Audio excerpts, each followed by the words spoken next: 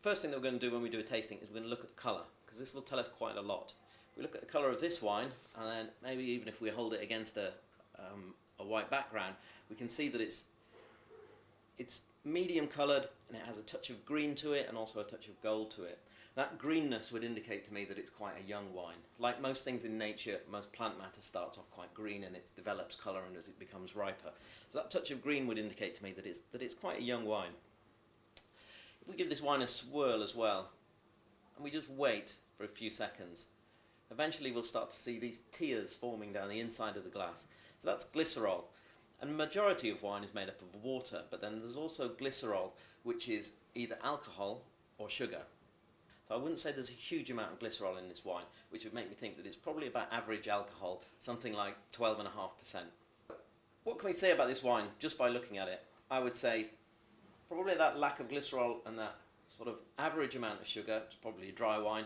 I'd say that it's a young wine, and it's probably coming from a cooler climate, which is correct because it's from Bordeaux, so it's a relatively cool climate. Give it a nice swirl, let all those aromas start to develop and start to be released from the wine, and then have a smell. So the first thing that I can really smell with this wine is all the fruit that's in there. It's a lot of sort of what we would call primary fruit, so things like apples, things like pears, things like lemons.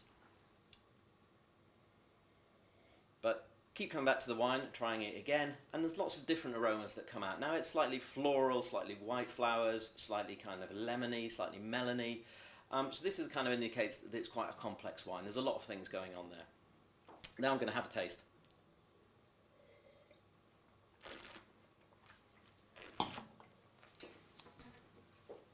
So what you see me doing there is this horrible thing that wine tasters do.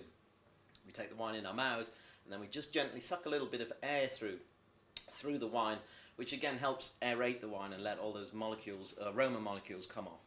And then I'll just wait for a second or so for the flavours to develop on my palate and let me think about them. So kind of with the nose, there's a lot of flavours which are very similar. I get a lot of that apple, some pear, some lemon characteristics to it. That really comes from the Sauvignon side of things. And then the Semillon, which is blended into the wine as well, also gives another element to it. So it gives some richness, some butter, some body, a little bit of smoke, some white floral characteristics. Yeah, this wine is, as I kind of could tell by the appearance, it's dry, it's clean, it's fresh, it's mineral, it's quite high in acidity, it's very low in sugar. And it's got a very youthful character to it. So it's nice and fresh and clean, zingy, perfect kind of thing to have with seafood, with salad. It's a very summery style of wine. Cheers.